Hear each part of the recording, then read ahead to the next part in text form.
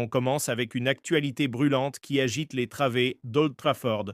La situation en défense est devenue si critique que les recruteurs de Manchester United ont dû revoir totalement leur copie pour le prochain mercato. Si l'on savait déjà que Lisandro Martinez manquerait plusieurs semaines, les dernières nouvelles de son cabinet médical sont bien plus alarmantes que prévu, évoquant une possible rechute de son problème au pied qui le rendrait indisponible pour une large portion de la saison prochaine.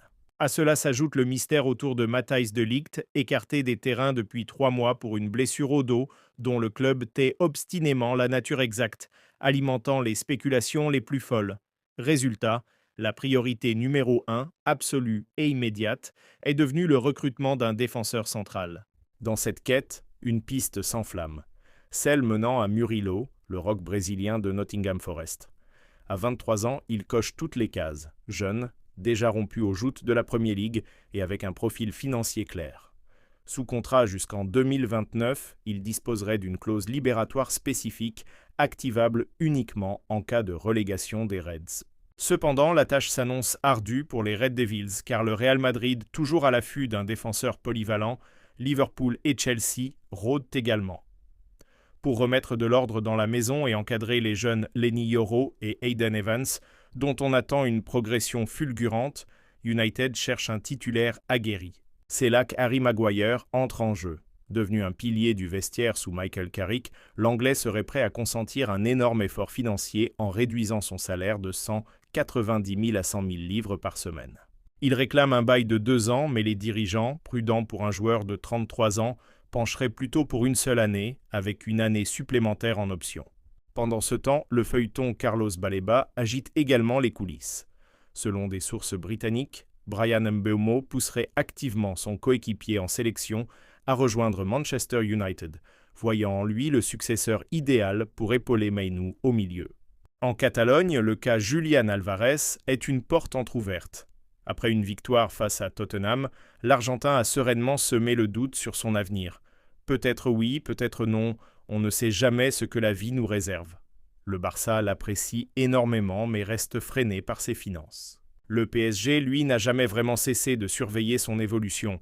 Par ailleurs, le candidat à la présidence du Barça, Victor Font, affirme que le club aurait la priorité pour recruter Erling Haaland si le Norvégien décidait de relever un nouveau challenge. Le Barça est aussi bien placé pour tenter de signer Alessandro Bastoni, que l'Inter Milan valorise à 70 millions d'euros.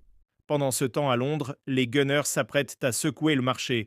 Selon les indiscrétions du Télégraphe, Arsenal s'apprête à formuler une offre très sérieuse pour Tino Livramento, le latéral de Newcastle. Les Magpies, qui l'avaient acheté à Southampton pour environ 32 millions de livres en 2023, espèrent une belle plus-value et réclameraient près de 60 millions de livres, environ 72 millions d'euros.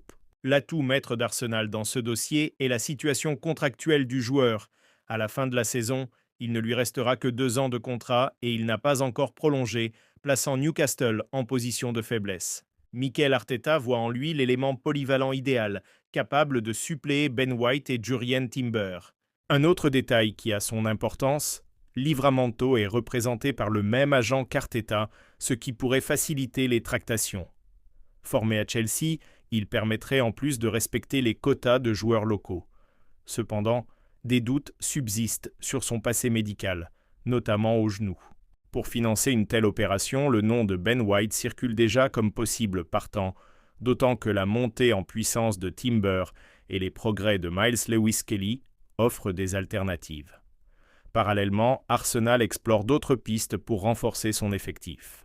Les canonniers lorgneraient également sur Karl Etta Eyong, l'attaquant camerounais de Levante, également suivi par Manchester City, mais le Barça serait prêt à lever sa clause de 10 millions d'euros pour s'attacher ses services. Dans l'optique de préparer l'avenir, Arsenal songerait à Quinten Timber, le frère jumeau de Jurrien, en fin de contrat au Feyenoord, un coût potentiel à 0 € qui mettrait également Manchester United et le Borussia Dortmund sur les rangs. En Italie, l'heure est grave pour Igor Tudor. Après 10 revers de rang, une première dans l'histoire du club, l'entraîneur est au bord du précipice et doit encore tenir une conférence de presse avant un match contre Liverpool. Mais son avenir ne tient plus qu'à un fil. Dans ce contexte de crise, les noms de Roberto De Zerbi et Mauricio Pochettino reviennent avec insistance pour l'été.